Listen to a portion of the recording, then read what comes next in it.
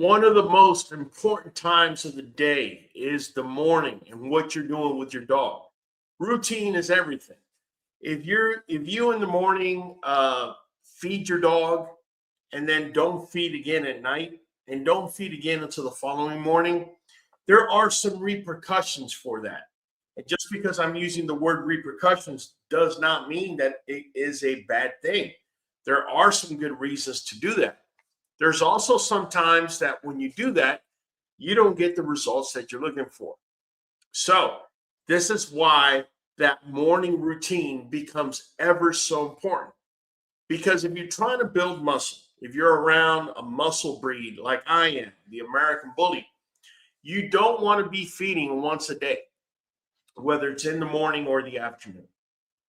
Because dogs, after a certain amount of time, they go into what is called a catabolic state. You could ask any bodybuilder what that is. That's something that they fear the most. And that's just a state where the body starts breaking down glycogen reserves and breaking down protein in order to make it, again, amino acid building blocks so it can start trying to create energy for itself. So definitely not feeding your dog for long periods of time. There are some benefits. There are also some contraindications, and we're going to be getting into that today. We got Tahir Ahmed Bana, evening QBNK fam. You got it. Of course, we got Adam Fields. We got Brayman Bulls, like always, in Sarata in the house.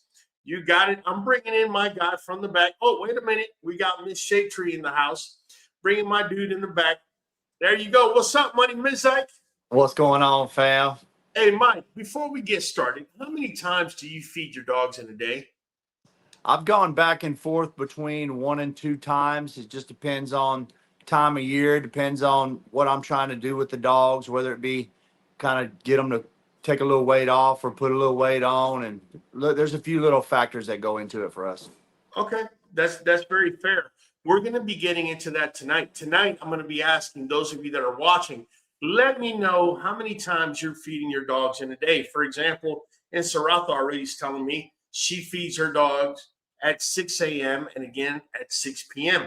We're going to be getting into the different frequencies and what benefits they actually bring to the table. We have, all right, there you go. V pushing and for more. Hit the like button. We got KVS. Aloha, my brother. Shaka to you, brother. Nothing but love. Yeah. So let me just break down the time slots. So after a dog eats, now I'm talking in general terms. I'm not talking about muscled up breeds like the American Bully. We're going to get into that a little bit further.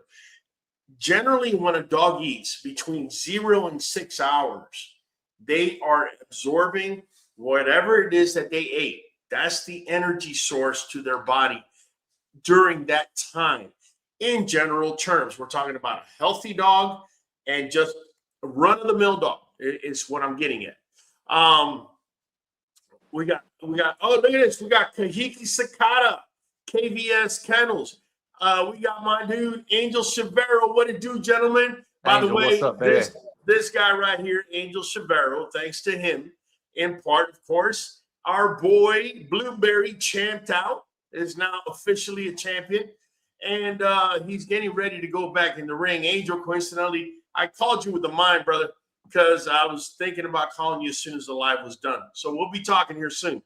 Brayton says ours is on kibble. They get roughly around 3 cups once a day in the morning. We're going to be talking about that here in a second, Brayman. Let me star your comment because I want to come back to it. AJ Martin says, hello, all well. I just do once a day around 3 p.m. Could change my ways after day. Oh, you will. I promise you will. Yeah. This is why I said it has to do with what you're trying to do with the dogs. You know, if your dog's Absolutely. 20 pounds overweight, it's a different deal than if it's 10 pounds under the desired weight. Also, if your dog's highly active and you're trying to maintain what he's got, you know, there's a lot of factors there. This is a great topic. Yeah. I can tell Adam Fields has been watching my shorts. My Yeah. boy Blueberry, we're having a little fun with it, guys. I seen that today. Billy Watton saying 2 times a day. All right, so look, first 6 hours after a dog, healthy dog, run of the mill, not these specialty breeds that are super muscled up or are running all day. None of that. Just run of the mill dog. 0 to 6 hours, it is absorbing that food, okay, and absorbing the energy from that food. Between 6 and 12 hours, it goes into transition mode. Okay, now it's starting to the insulin levels are starting to come down. So now it's starting to go from the food it ate into what can be referred to as a mild, very mild catabolic state. Mm-hmm. You got to realize something about the catabolic state. I don't want you to think that a catabolic state is always bad. In fact, catabolic state can actually be very good, especially in particular circumstances. So the catabolic state, remember I said it breaks down. Protein is really what we're looking at, right? And glycogen levels, right, in the reserves in the body. It breaks it down, and then it tries to create energy for itself. The body, especially in a carnivore, is not the most efficient in breaking down amino acids. It'll break them down fast, but it's not efficient in creating energy. Thus, this is why these dogs are predators and they're constantly feeding so that, right, because that creates hunger. But the catabolic state also allows the body to eat away at bad cells, dead cells, abnormal cells.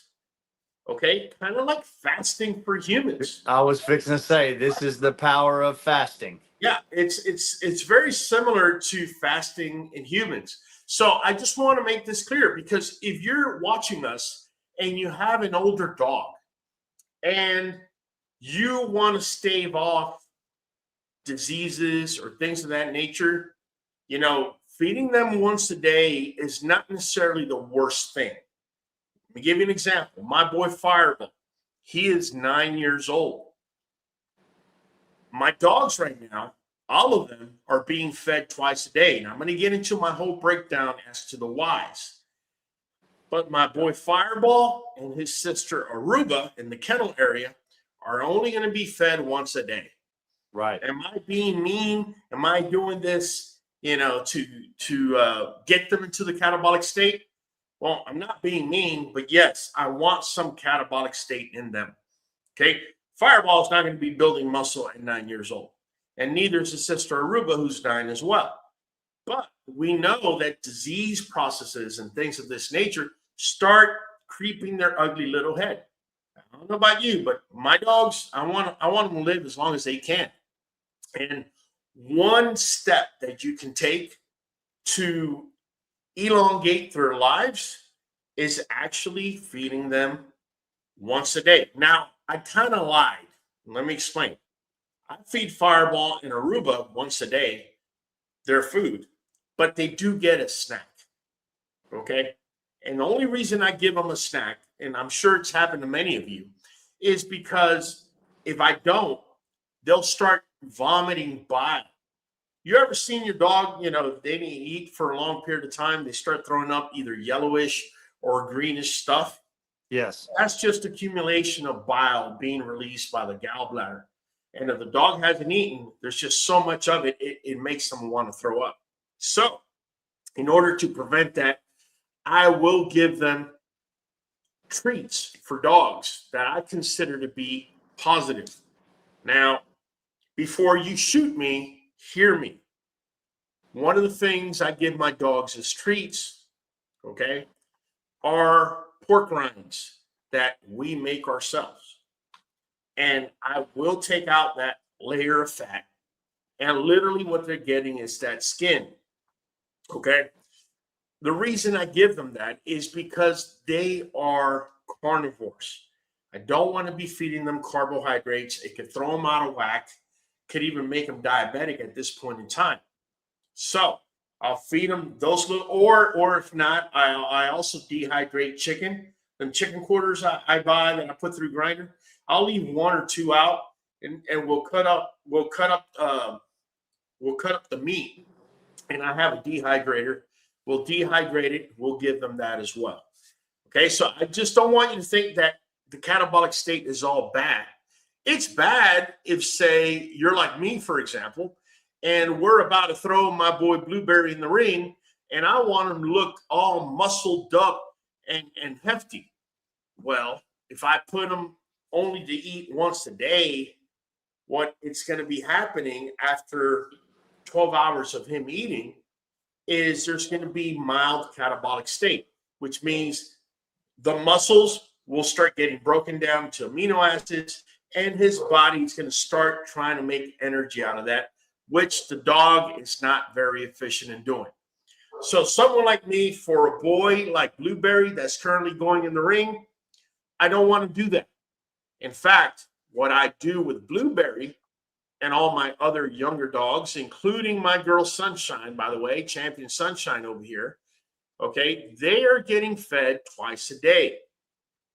Michael made a very valid point. Depending what I want to do with my dog, where they're at, this is so true.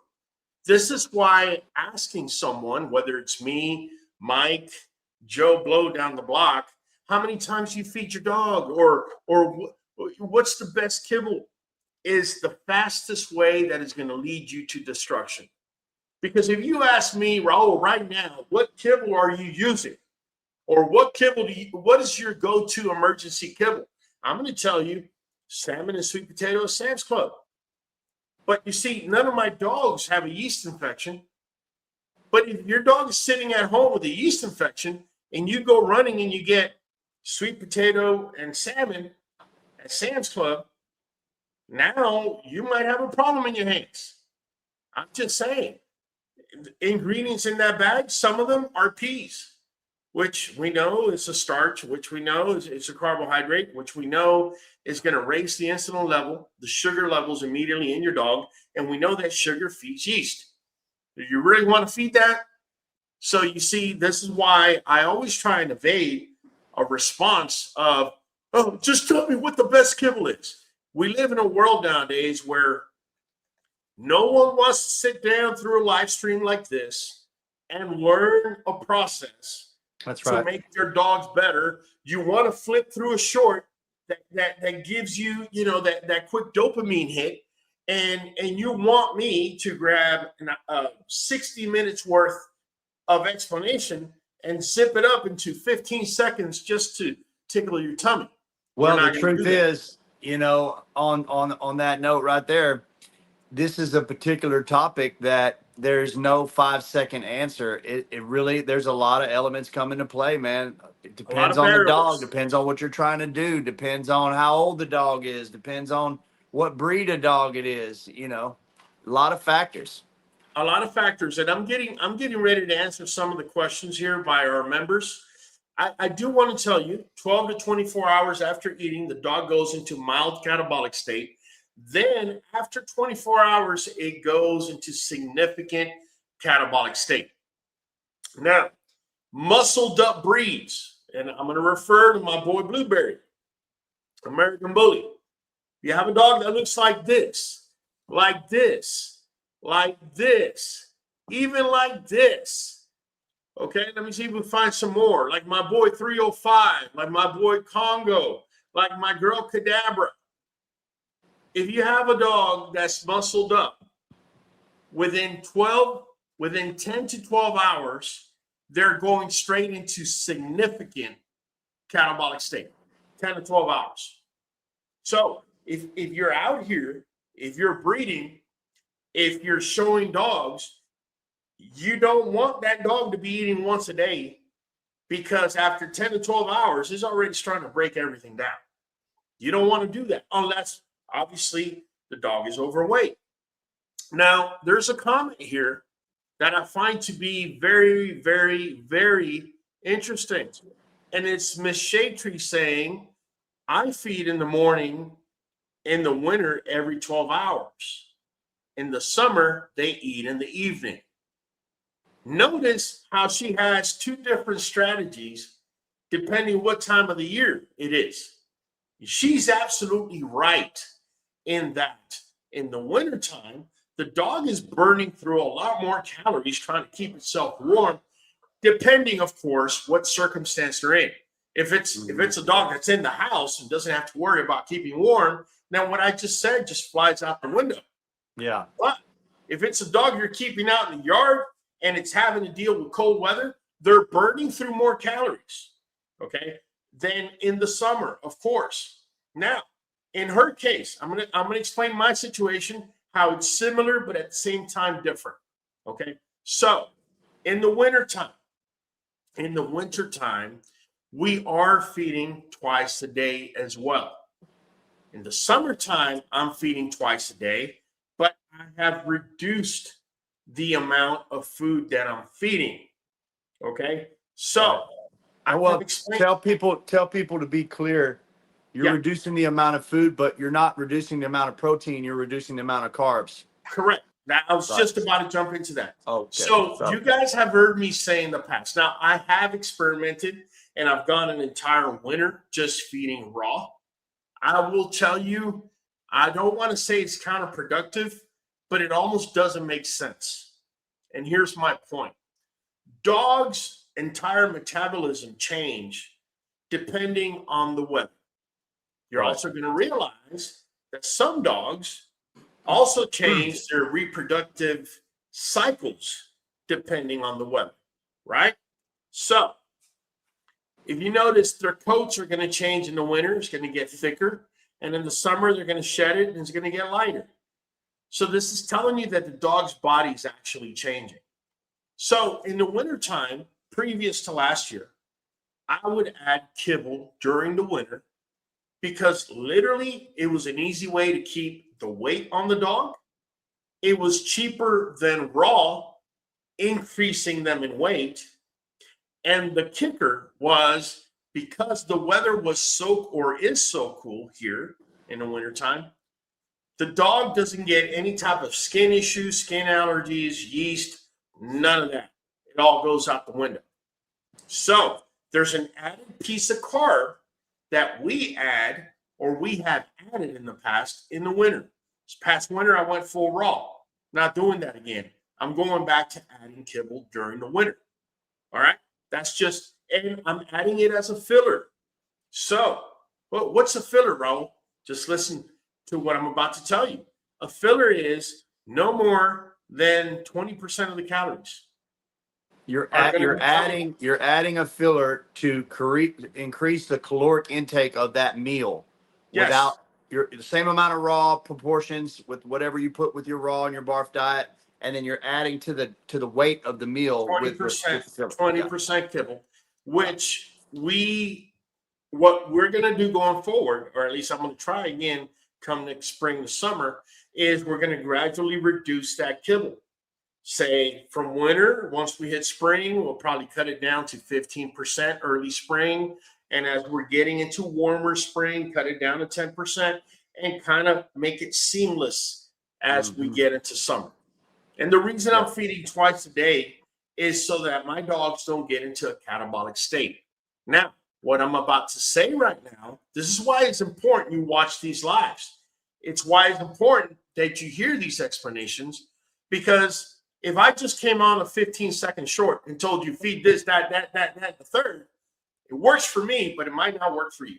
So the other thing I do add in the morning meals to my dogs is cottage cheese. I do. In the winter, I'll add it at night. In the summer, I'm adding it now in the mornings. Cottage cheese has casein. Now, you've heard me say that dairy products do feed yeast. They do. I still stand on that. I'm not backing down. I'm not, zigzagging on you. The truth of the fact is, I don't have a dog in my yard with yeast. If you do, I wouldn't recommend for you to feed cottage cheese. But I do, because I don't have that circumstance in my yard. Right. Now, the reason I feed cottage cheese is because the protein in cottage cheese, casein, is slow for the body to be able to break down and metabolize. So it kind of keeps the belly empty less. Correct. It keeps the dog in an anabolic state longer Mhm. rather than allowing it to go into a catabolic state. And again, I'm not even doing that for all my dogs. I'm doing that mostly for little old Blueberry over here that's going to be going in the ring. And if I'm able to pull it off in time, little old Sunshine right before she goes in the ring. That's it. I don't have any other dogs going in the ring right now, right this minute. There's just no need for me to do that. So if I wanted to X out the cottage cheese, I could. If I wanted, of course, we're not adding the kibble now. It's summertime.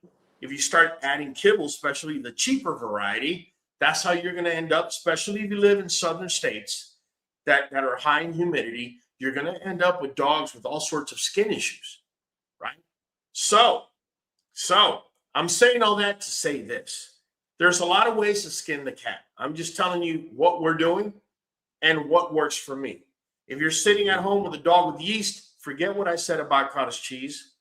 All right. You might just want to feed, straight protein and broccoli.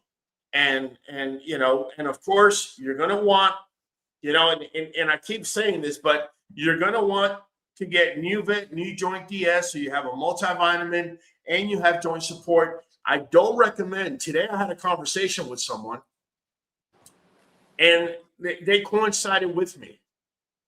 She was telling me that she had been feeding chicken to her dog and that her dog never showed allergies. And she had been doing it for like 6 or 7 months. Dog never showed allergies. Out of the blue, the dog showed allergies. So I asked her, I said, this whole time, was you feeding the dog? Were you taking the chicken off of the skin or were you leaving it on? Oh, no, I was leaving it on. He was doing just fine. I said, okay. Is there a supplement you're feeding your dog? No. My husband says that his whole life he's been feeding beef liver, and that's what we feed him as a supplement. Right. In my head, ding, ding, ding, ding, ding. Red flag. Yeah. That's the issue. So now I told her, I said, get the dog off the liver, all right? Get him on Nuvet NuJoint DS. This way, your dog doesn't have all that steroid load that they're putting into animals, doesn't have the growth hormones, antibiotic, the whole 9 yards that ends up in the liver going into your dog. We're going to wait and see here in about 30 days. I told her, give it 30 days. You're going to see an improvement like you've never seen. And I stand behind that because I used to do the same thing, right? So let me go here real quick to a couple of responses here. I was going to tell you, I had a guy reach out to me, and we were just talking about diet. I think it was yesterday, and he actually uses a method that I had never heard anybody use before, and I'm actually taking a look at it here at Creekbank. We haven't started it yet, but I'm researching into it, and so this is very fitting for this. I'm asking you what you think about it. So he has free feeder boxes where he keeps 20 to 25 pounds of kibble in each feeder box for each dog, and that's out at all times. He tops it off a couple times a week, and they pick at it and eat all day whenever they want. But then for like the spikes of the good protein from the raw or from cooked meat, he's taken cottage cheese, turmeric, different vegetables and some raw proteins and feeding that to the dogs in the evening when he gets home as like a spice for the day, putting an egg and some different things in there, sardines or whatever. And then and give them that one solid meal a day, and then they can pick at that kibble whenever they want it. So they have free water and free food all day, and then they get the high protein and vegetable barf diet in the evenings one time. Look, man, I told you there's many ways to. I had never heard that method though, and I thought, I said, that's not Well, bad. I'm going to tell you what I think, and you might not like my response, but I'll tell you real simple. What if, Mike, I gave you McDonald's in the morning and I gave you a salad with protein and whatever at night? Well, I'll be looking forward to dinner. Well, okay, you'll be looking forward to dinner, but did I not just give you a sugar spike in the morning? Yeah. Is that not what kibble does? Yeah. And sure. if you think about it, for the next 0 to 6 hours, the dog's going to be absorbing that kibble. So say he feeds the dog at 6 a.m. At 12 noon, when it's the hottest outside, I can tell you here at 12 noon, it's boiling out there. That's when the dog is walking around with this after absorbing the food that you just fed. So you would need a real food snack in the morning to keep it from being such a high calorie only intake during the day. I'm just saying, if you were going to do that, and again, I'm not criticizing anyone. If that's what works for him, hey, more power to you.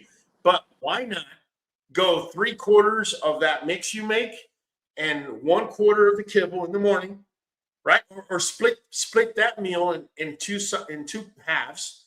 Feed it in the morning and then feed it again at night. Yeah, that'd be just a better situation. Look, Braidman Bulls over here.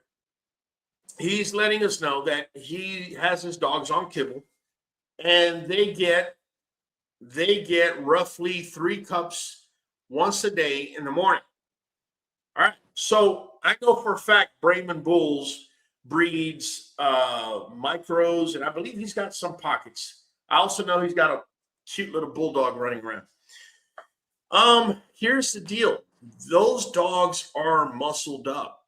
Remember I said earlier that between 10 and 12 hours of not feeding, they go into significant catabolic state. So feeding them once a day, I don't know what to tell you, man. You're actually holding yourself back. I know you have a couple dogs. That's the key word right there. You're missing out on good gains. Yes. Because you're going forward and then just back and forward like this. You're not really going forward. You're losing ground every day when you're gaining it. Correct. So if that was your plan, then by all means, you're definitely getting there. But if you were wanting to gain more, that's not the right answer for you. In fact, if you were to ask me, I would tell you about incorporating cottage cheese. Yeah. And to keep from being counterproductive. Yeah, you're being a little bit counterproductive in that sense. And I'm only speaking on this because I know the type of dogs he has. They're American bullies. They're muscled up. And so I did the same thing. I didn't know for at least the first year we got into dogs, we were just feeding our dogs once a day. Yeah. And not realizing that we were kind of beating ourselves on both ends there. Yeah, your AJ Martin, same thing. AJ Martin. It doesn't matter what time of the day, by the way, you're feeding. If you're feeding once a day, you're talking about 24 hours of. Yeah, it's about the interval between meals, the amount of time before they're empty and then burning muscle before they get fed again. That's absolutely correct. Real quick, man. New Blood Kennels. New Blood Kennels. Pues claro que sí, cabrón. There we go. New Blood Kennels, welcome on board, man. We're doing this every Sunday. I was doing it at 7 p. Some people told me, hey, man, I think 8 p is going to work out a little better. I said, hey, we're going to give it a shot. It looks like it's working out. Thank you for coming on board, New Blood.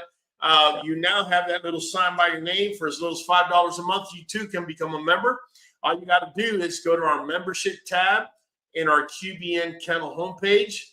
Just sign up for $5. I'm going to make sure I answer all your questions before you get off. New Blood Kennels. I'll never forget what that actually meant to me when I first realized years ago, man, like, wait a minute, I can get a membership and then I can ask whatever I want because I'm a member. Like, I took advantage of it too. That was a big deal for me. I had so many questions and that's just, it's really, I hope people know what opportunity they have there really to learn whatever it is that fits to their needs, you know? Well, man, look, it's Sunday evening. You're getting ready to you're winding down for Monday. Make it a habit to tune in between 8 and 9 or 7 and 8, depending what time we're going on. And, have your questions written down. And if you're a member, you're going to come on and you're going to answer. Now, remember, there's going to be a part in the program where I'm going to stick to the topic. But towards the end, I'm answering all member questions. Raymond says, I definitely feed more in winter. I prefer lighter dogs during summer with our program being outdoors. Raymond, that's fair. But I'm going to give you another tidbit. Your dog is going to be thinner or lighter and still retain muscle. Keep in mind, muscle, the metabolism of muscle is 3 times more than that fat, right? Right. So you can still keep your dogs light and musculature, right? With musculature, by feeding them twice a day and not letting them break down the muscle. The more muscle they're breaking down, yeah, they're also breaking down glycogen stores. I get that. But you're also breaking down muscle. And then what happens is if you had a muscle to fat ratio here, if you keep breaking down that muscle at a faster rate, the dog's going to look lighter, but now the muscle's here and the fat's here. You see where I'm coming And from? on the other end of that same coin, if you're trying to add 15 pounds to your adult dog of muscle, you no matter what you're feeding them, if you're not feeding them every so many hours, then you're not going to be able to get those gains that you could get if you kept that protein coming in without them going catabolic. This is true. And I'm a dog breeder. Mike's a dog breeder. We know there's several watching us. And obviously there's several dog owners as well. But for those of you that are trying to maximize your dog's gains, it makes absolutely no sense to lose them over the summer because you want to make them lighter. My suggestion is divide their food in half. Feed one in the morning. Make sure you feed the next one no later than 12 hours. And if you can, add a little bit of cottage cheese. If your dog's not showing any signs of yeast or skin conditions, add just a little spoonful of cottage cheese. It's going to slow things down just enough. What would be a good alternative for people if cottage cheese is something they can't use in their program right now? Something that burns slow. It becomes very difficult there, man, because dogs are meant to burn through proteins. Mm. So any type of meat protein, they burn right through that. Yeah. They were made for that. The only reason that cottage cheese slows everything down is because, first of all, it comes from milk. So it's not a protein source that they have evolved to constantly consume. And right. Second of all, the way cottage cheese is processed, it is the casein is so dense. That's why you get those little curds. That's what makes it slow down as far as metabolizing. That's a good question, Mike. I'm gonna have to come back to it. May have to break a day down into 3 meals. First thing in the morning, and then straight when you get home from work, and then 8 or 9 o'clock at night before bed, maybe throw another little something out. Yeah, you can break. Listen, there's nothing wrong with breaking the amount of food into 3 parts, as long as you're hitting the projected amount of caloric intake and protein count for the day. However you do it, without going catabolic. Yeah, it doesn't matter. In fact, if you were trying to build, if you were a bodybuilder or whatnot, you're going to want to, you can literally feed your dog every 2 hours, small little bits of protein, and it's just going to be great. But who has the time to be able to do that nowadays? That's it. Yeah. And so I'm talking about realistically, if you can't feed casein because you have yeast going on, and you're trying to keep the muscle gains, let me get back to you on that one. I don't know if there is another protein out there that's going to be as slow metabolizing as casein. Not as good. Yeah. Shay is saying that when there's balance in the dog diet, it shows outwardly the goals, harmony, and beautiful bowel movements. All right. Okay. Fair enough. But some people are looking for muscle gains, Ms. Shay. New Blood says, also some dogs will manage their own weight. My dogs eat more in the winter to put on more weight, but eat less in the summer to cut back weight to keep more cool. And you know what? You're absolutely right. I right now I have one dog, Aruba, my oldest female, Fireball sister. She's 9 now. Aruba over here. If you see her now, she looks chubby. A lot of people are like, man, the dog got fat. No, she didn't get fat. We removed her uterus because we did that. Now she has hormonal she's imbalanced hormonally. So now she's gaining weight. Well, guess what?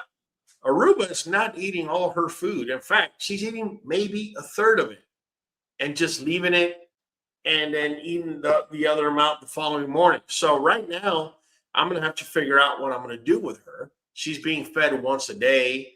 But what's happening is because she'll eat and then eat again in the morning, what she left from the previous day, I'm afraid that if I feed her again that next day after she ate that other portion, I'm actually doing a double whammy. So we're working that out. But I'm dealing with that with my oldest dog on my yard too. Same thing.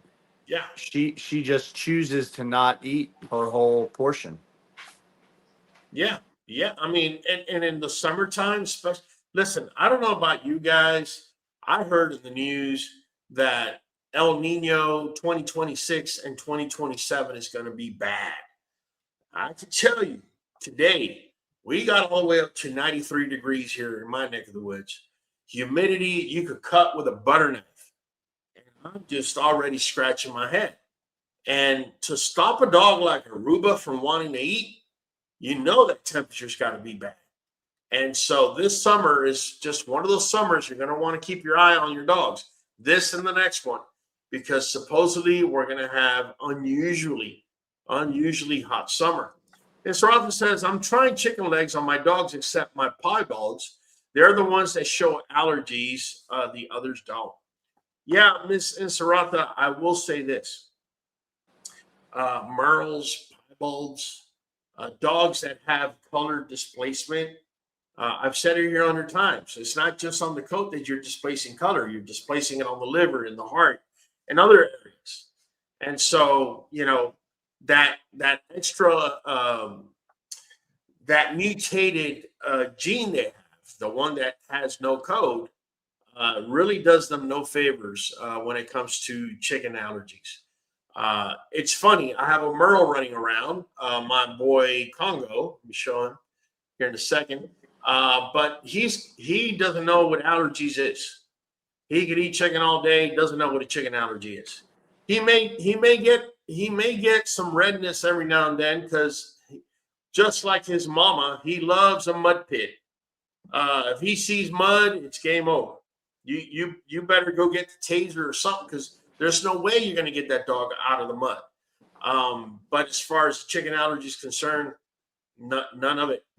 Let me see. Michelle is saying, my dog goes to my daughter's house and there's kibble there. My dog has no interest in that overpriced cardboard texture kibble. You got it. New blood, 100%. TJT 603 says, so don't use liver. The dog has yeast problems. What organ meat can you use? I'm going through yeast right now. Well, TJT, I wouldn't feed liver whether the dog has a yeast problem or doesn't. I just wouldn't. Cows, chicken, they're getting pumped with growth hormones and steroids. Why would you want to feed that to your dog? That's just me. We've said on here a bunch, man, where you know all those toxins that are going into the animals are getting stored in the liver. That's the body's filter. So all that stuff that's getting pumped into the chickens and the cows, it's ending up in the liver. And then when you're buying those livers, you're getting a higher proportion of those things that you don't want to give your dog, and it will cause them to have an allergic reaction. In some cases, where just straight chicken meat with no skin and fat would not. Also, giving your dog, say, liver from a cow that had been receiving growth hormones. I'm just throwing that out there. Or chicken. It could be chicken liver that had been injected with growth hormones. Yeah. Many studies, please look them up. Don't just take my word for it. Show that long-term use of growth hormones leads to tumors and cancer. This is not me saying it. This is, Cornell University, Tufts University, these big veterinary universities. And Sarat was saying, I've been doing sardines and kibble and veggies in the morning and fish, eggs, etc., and kibble in the veggies and NuVet joint in the evening. Okay, that works. That definitely works. I've added kefir. You should add kefir. The reason you want to add kefir is because you want that fermentation in the gut. Fermentation coming in the form of lactobacilli, which is the probiotic, which is a good bacteria you want to have in the dog's gut. All right. Is vitamin B12 good for the bullies? Vitamin B12 is great for bullies and non-bullies. Yes. My girl is buff, so maybe it would benefit her to eat in the morning. I don't know. AJ Martin. I guess he's meaning also in the morning. Yeah. Yeah, quite possibly. You might want to hit rewind if you didn't hear what we said earlier, but feeding twice a day would be more. Yeah, I think they're already feeding him in the evening and wanting to add the AM meal to that. Yeah. Intron says, I use less kibble than most and they aren't skinny. I don't know if that's because I add stuff to their NuVet or the NuVet. Well, the NuVet, this right here, this green bottle right here is going to increase. It has increased 8% of my dog's weight when I was feeding the same amount. In fact, and I'm not talking about kibble. I'm talking about feeding raw. If you were feeding kibble, you might get more. So yeah, NuVet's got prebiotics in there. It's going to help break stuff down. But then in addition, if you are giving the kefir along with it, you're going to see a little bit more absorption.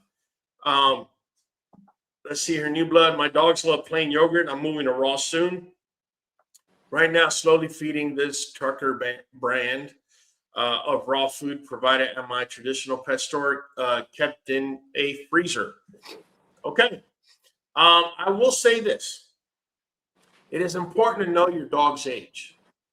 Puppies, for example, are going to reach the catabolic state much faster than an adult dog ever will because their metabolism is going 100 miles per hour faster than an adult dog's. They're growing at a very high rate of speed. Also, their glycogen levels, even though they may look chubby and fat and all that, is lower than that of an adult dog. Well, they don't have the glycogen reserves that an adult dog their has. liver is tiny compared to an adult dog's. Okay. So what you heard me say today, and that's why I said in general, for healthy adult dogs.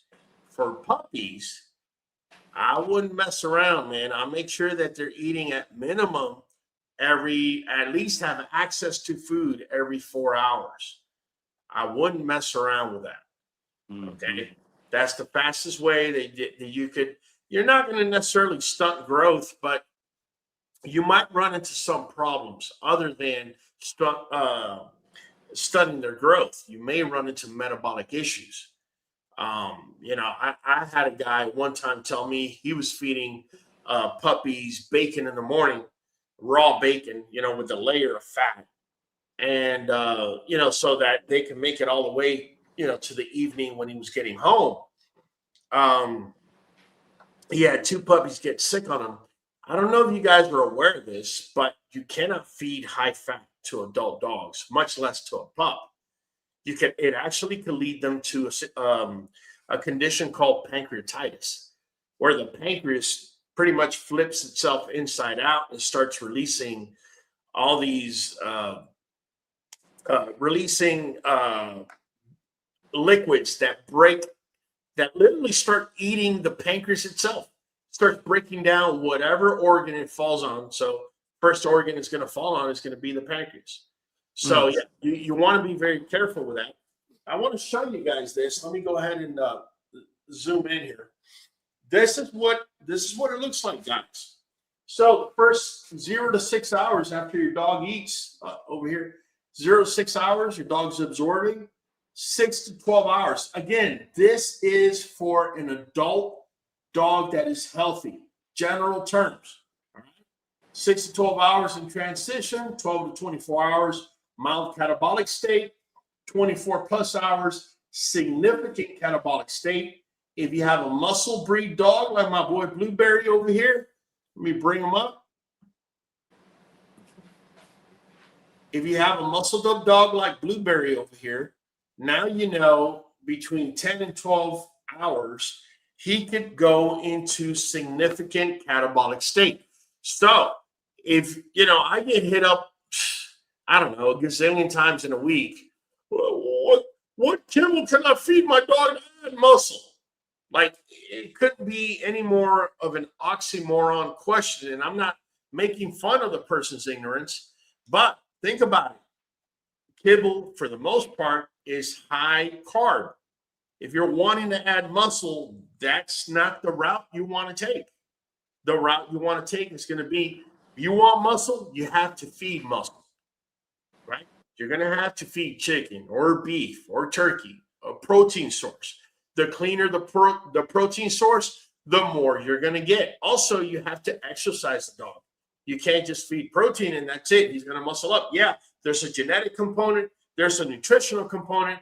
But third is the exercise component. And you're not going to maximize the dog just on diet and genetics. It's got to be diet, genetics, exercise, and also rest. Because some of y'all may have heard what I just said, and then you want to exercise the dog 7 days a week. That's not going to work out either. You're going to have to give your dog a day in between, just like a bodybuilder. Just like a bodybuilder. We go to the comments here. Let's see. We had a couple people ask, okay, AJ is saying my girl is buff, so maybe benefit. Yeah, we read that one. I had read that one, correct. Let me see. I had skipped over several because I was trying to get to the members. My dog has terrible yeast infection, 7 years old, dealing with this issue since he was 2, wasted thousands on temporary solutions. About to start feeding him chicken, heart, and gizzards, kale, broccoli, and potato. Okay, so let's talk about that. I'm glad you brought that up. So, Get Cash, you're doing the right thing in that you are feeding protein and you're feeding the right vegetable, kale and broccoli. Now, I will say the carbs are turning into sugar that are feeding the yeast, though, right? But you might want to take a break on the kale, meaning you don't want to feed it every day because kale, just like spinach, too rich. No, it can actually cause kidney stones. Oh, right? Yeah. So, yeah, you want to be careful with that one. Now, broccoli, hear me closely. Broccoli is by far the best vegetable to fight yeast in every which way. Now, you're missing other things there that I would recommend. I know you're not asking, but I'm going to recommend anyways. I'm going to recommend a little bit of turmeric. Turmeric is anti-inflammatory, anti-yeast, antibacterial. Now, the thing about turmeric is you're going to have to mix it with a source of fat. Otherwise, when it gets to the stomach acids in a dog are 7 times that stronger than humans. So it's going to destroy it. So in order for it to not get destroyed, you're going to have to maybe get a little piece of cheese, melt it, add the turmeric, and close it up. And while you're doing that, add a little pepper to it, just a little tiny bit to it, so you could absorb the most out of it. The other thing I would strongly recommend you add that we feed to our dogs is garlic. Garlic, too, is an antibacterial, antifungal, and anti-inflammatory. I got asked again today, how much garlic do I feed my dog? We feed 1 garlic clove per 100 pounds of dog. Do the math. Don't text me. I've had people tell me, okay, so you say to feed 1 garlic clove to a 100-pound dog. My dog's 30 pounds. What do I feed? Don't call me. Don't text me to do the math for you. Don't do that. I'm not going to respond. I'm letting you know. For every 100 pounds, I feed 1 clove. So if your dog's walking around at 10 pounds, it's a tenth of the clove. If your dog's walking around at 98 pounds, do the math. Okay? That's all I'm going to tell you. But I would recommend turmeric, garlic. I would also recommend kefir. We want the good probiotic in the gut. That's what's causing the yeast. If you don't correct the gut, you're just now, you're not feeding the carbs based on what you're saying here, but at the same time, you're not restoring the gut. So it's going to take a lot longer for you to fix the problem. The other thing I'm noticing here is that you're going to be feeding chicken, heart, and gizzards. So I guess you're trying to go the economic route. But I will tell you this. The better the protein, the cleaner the protein you feed, the better results you're going to get. And I'm sorry to tell you, but chicken hearts and gizzards are not better than chicken quarters as far as the protein source. That's just my take. And if you're doing it due to economy, this is what I keep telling people. Get Nuvet NuJoint DS. By the way, this is 90-day supply. There's 90 wafers in that green bottle. Now, the blue bottle is weight-based. Now, both of them together are going to run you about $105, but you break it down over 90 days, and now do the math, right? It's going to come out to $1 and something, $1.05. Let's call it $1.05. That's going to help you because this is going to help rebuild your dog's immune system, the green bottle. The blue bottle, NuJoint, too many people figure is for the wrong thing. Don't get me wrong. NuJoint, the reason it's there is because it does have glucosamine and chondroitin that your dog needs for his joints. I get that. I'm 100% on board. But it also has anti-inflammatories, right, within it that are not only going to go specifically to the joints, cartilage, and ligament, but it's going to go throughout the whole body, which is also going to help the skin, the coat, the fur. So if you're dealing with yeast or anything like that, or dealing with tendon issues, if your dog is easty-westy, okay, this right here, within 30 days, I get written to all the time. Oh my God, I started this on my dog, heard you talk about it a million times, decided to try it. It's been 3 weeks and, you know, the improvement is undeniable. I'm like, okay, well, you know, I can only give you the message. I can't force you to get it, right? So definitely, I would start your dog on turmeric, start him on garlic. I would add the kefir. I would find a way, if I could, to feed the chicken quarter. And I would get Nuvet and NuJoint DS. If you're dealing with yeast, that would be the route I go. And by the way, broccoli, you're 100% on. I wouldn't change a thing. Hit them with broccoli. In fact, the way we do it is now what I'm doing is I'm feeding cooked. You guys know I've been feeding raw, just giving the chicken quarter straight to the dog.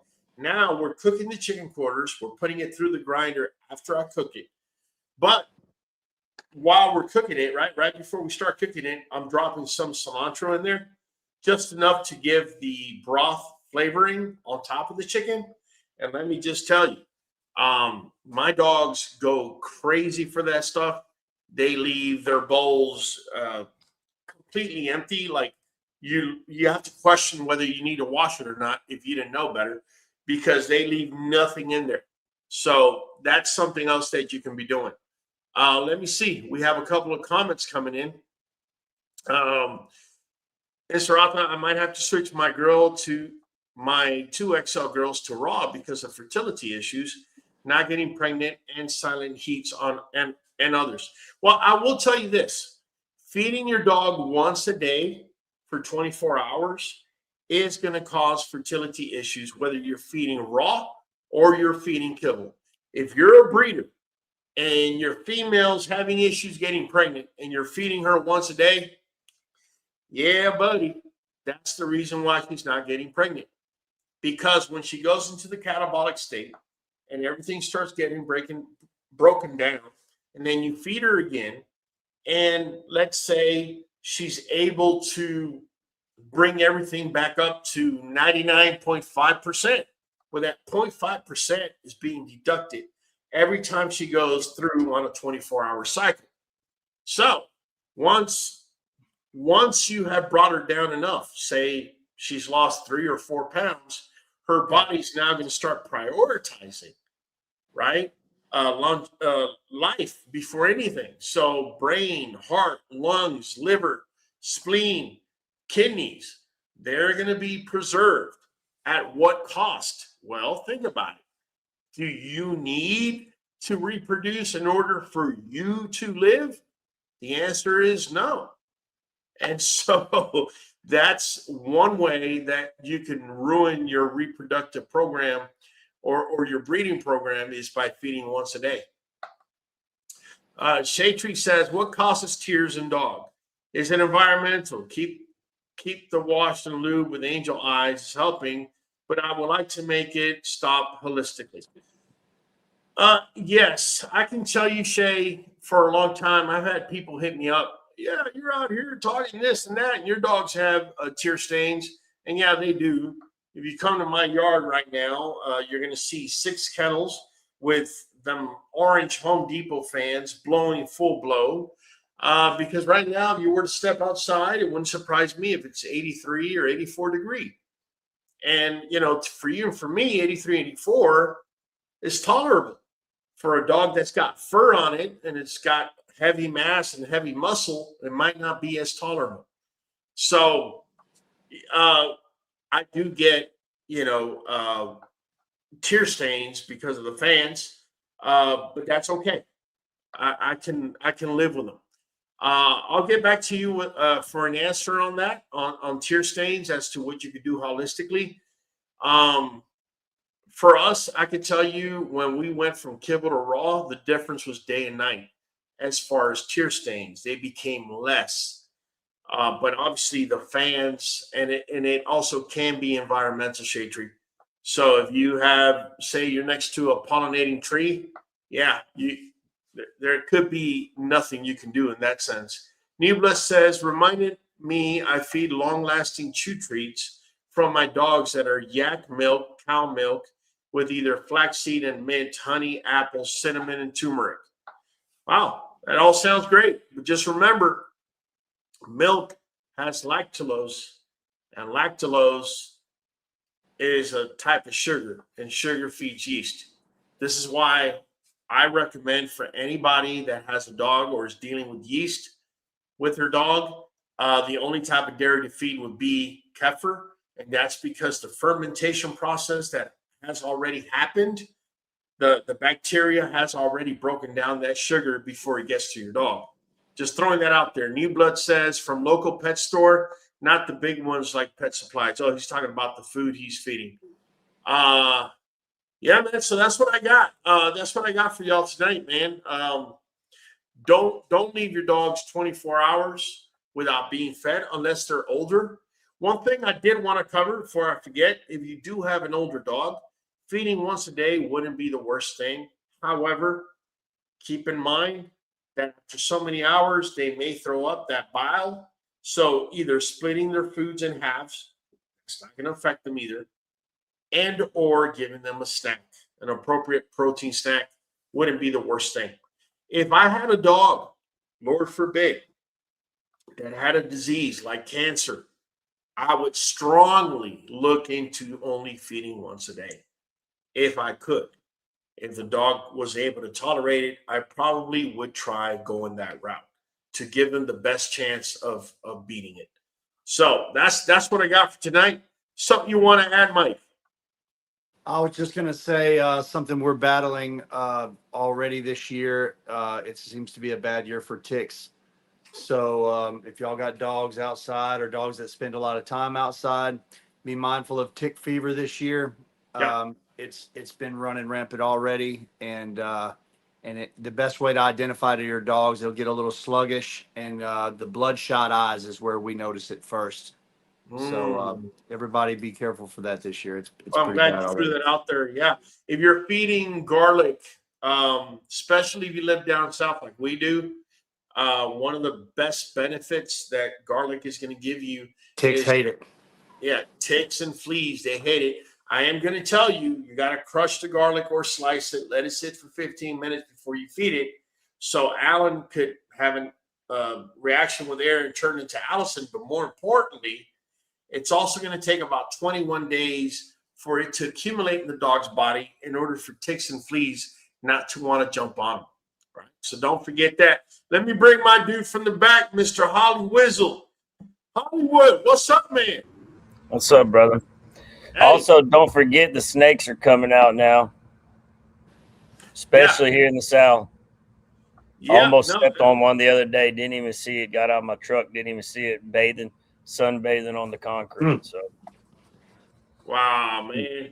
Let me gotta tell be you. careful. Listen, we have a new member today, New Blood Kennel. We had about 4 or 5 members during this week, but during Oh well, yeah, no. New Blood's an old member. They renewed their membership. Yeah, they renewed, but for the renewal, what we're going to try and do over here, let me see if I find it. Yeah, it's right up there. Let me go ahead and bring it up here. You know, we haven't been doing this for a while, and I think, you know what, Kyle? I think it's time, Kyle. I think it's time we bring it back. The wheel. I Yeah, love the wheel. the prize wheel. How did we shut this off? Here you go. So here you go. We're going to go ahead and give you a free spin. New blood. Well, there it is. There it is. New blood. Oh, That's it.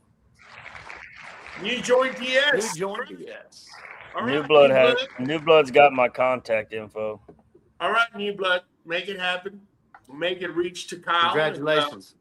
Yeah, we're going to go ahead and send you a bottle of NuJoint DS.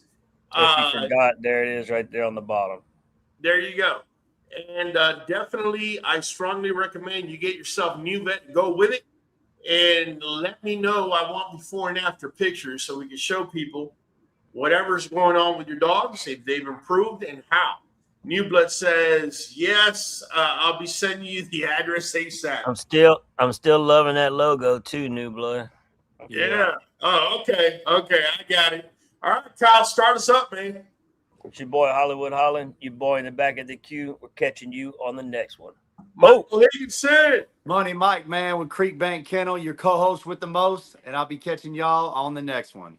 Hey, you already know. This is Raul from the Q. We do this now on Sundays again, where it all started. We did it last week at 7 p. We're doing it at 8. Do me a favor. If you're catching us on the replay, don't respond. But those of you that are watching us live, after the live, I want you to go down in the comments and write 7 or 8, whatever your preference is. We're Raul from the Q. I'll be catching you on the next. We are going for a whole hour, straight dog talk and the song. Jump on in and speculate. Show up on time, don't be weak and late. We are community, so don't hate.